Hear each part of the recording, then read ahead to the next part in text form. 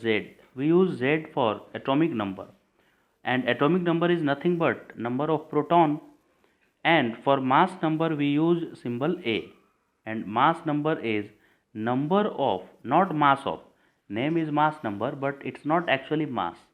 Mass number is counting number of proton and neutron. Means if some nucleus have 2 neutron and 3 proton, then total 5 nucleons are there. So we can write A equal to 5. So 5 is mass number. And how we represent a nucleus? You can represent a nucleus by this symbol. Suppose you want to represent nucleus of oxygen, then you can use symbol like this O, and Z means atomic number, which is equal to 8, and mass number is 16, so you can write here 16, right? So in this way we can represent a nucleus. Our next topic is types of nucleus. So there are 3 types of nucleus: isotones, isotopes, and isobars. So isotones are those nucleus whose number of neutron are same, right? And isotopes are those nucleus whose mass number are different but atomic number are same. Here you can see hydrogen and deuterium we have taken here as an example, and both have same atomic number but different mass number. Okay, understood? So isotones means same number of neutron, isotopes means same number of proton or same atomic number, and isobars means same number of proton plus neutron or same number of nucleons, or you can also say same number of mass number. This is mass number. Okay, so if mass number of 2 nucleus are same, then we say that they are isobars. Atomic number same, then we say isotopes. Neutron number same, then we say them isotones. So now we will write formula for radius of a nucleus.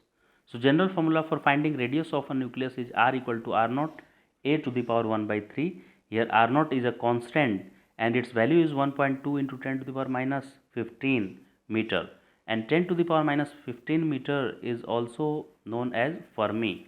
So you can also write it as 1.2 Fermi. So this is a constant value and A is mass number. So to find size of a nucleus or atomic radius of a nucleus, you can use this formula R equal to R naught a to the power 1 by 3. Moving to the next topic, we will try to derive a formula for density, nuclear density. How we can find density? By dividing volume to mass of a body. So here we are going to find density of nucleus. So we will divide mass of nucleus with its volume, nuclear volume. And how we can find mass of a nucleus? So inside nucleus, proton and neutron, 2 particles are there. So approximately mass of neutron is equal to mass of proton, and which are equal to 1 AMU, 1 atomic mass unit, and 1 atomic mass unit is 1.66 into 10 to the power minus 27 kg. So suppose mass number is A and atomic mass unit is represented by only U, or you can also write it AMU. So AMU is mass of 1 proton, and if mass number is A, then total number of proton plus neutron is A. So A into U, if you write A mass number into atomic mass unit, then you will get total mass of nucleus. Why total mass of nucleus? Because proton and neutron have same mass. So no need to write separately for both. You can directly add A, means mass of proton and neutron together, you can directly add and just multiply it by 1 mu, then you will get total mass of nucleus. Okay, so this is total mass of nucleus. A is mass number and U is 1 AMU, and volume is written by this formula 4 by 3 pi r cube. So 4 by 3 pi, and r cube means r equal to r naught 1 to the power 3 by 1 by 3. So if you take cube both side, then you will get r cube equal to r naught cube and a to the power 1 by 3 and if you take power q, then this 3 will cancel out and you will get only a.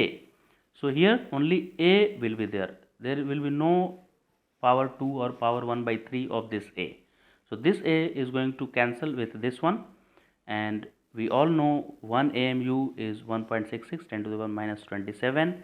So if you put this value here, and 3 will come in numerator and 4 will remain in denominator, and all these terms are constant.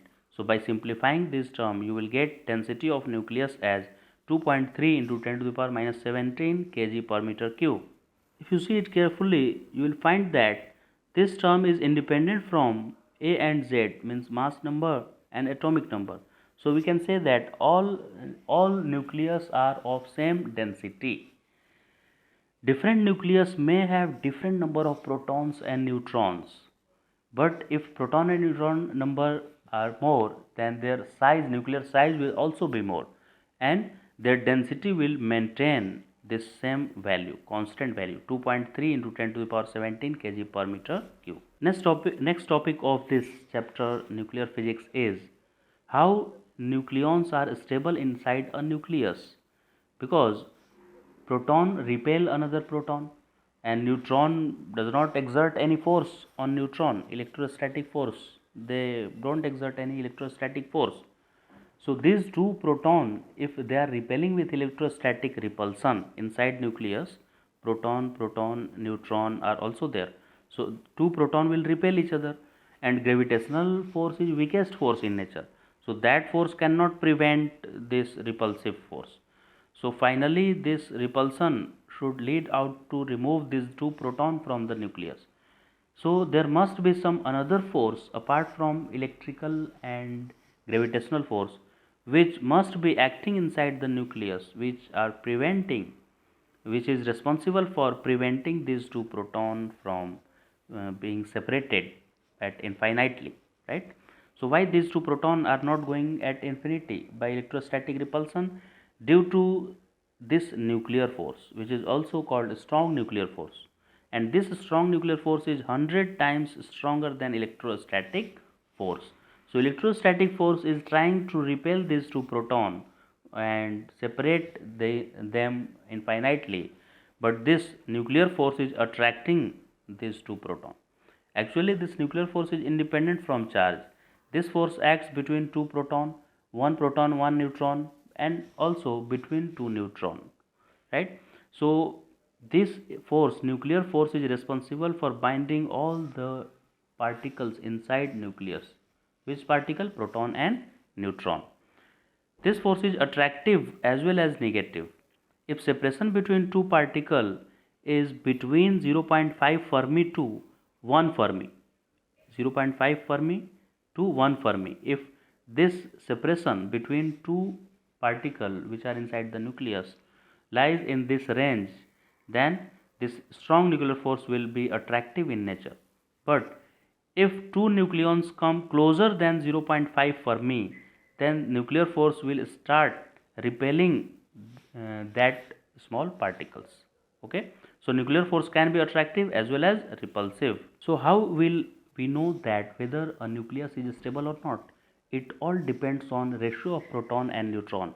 If number of proton is much more than number of neutron, then proton start repelling other proton. Then there will be difficulty for those proton to be inside the nucleus, right? So number of neutron must be greater than or equal to number of proton. So this is the criteria for stability of nucleus. For a stable nucleus, neutron to proton ratio, here Z stands for atomic number or number of proton, and N stands for number of neutron. So number of neutron by number of proton must lie within this range 1 to 1.6. Then only that nucleus will be stable. But if number of neutron by number of proton will be less than 1, then if you multiply this Z to right side, you will get that N is less than Z. N is less than Z means number of neutron is less than number of proton. In that case, electrostatic force will dominate over that strong nuclear force, and that kind of nucleus start emitting some radiation or particle from it. and this phenomena is known as radioactivity. So unstable nucleus may emit some particle or emit some energy to become stable, and they show radioactivity. So last topic of today's lecture is binding energy. What is binding energy?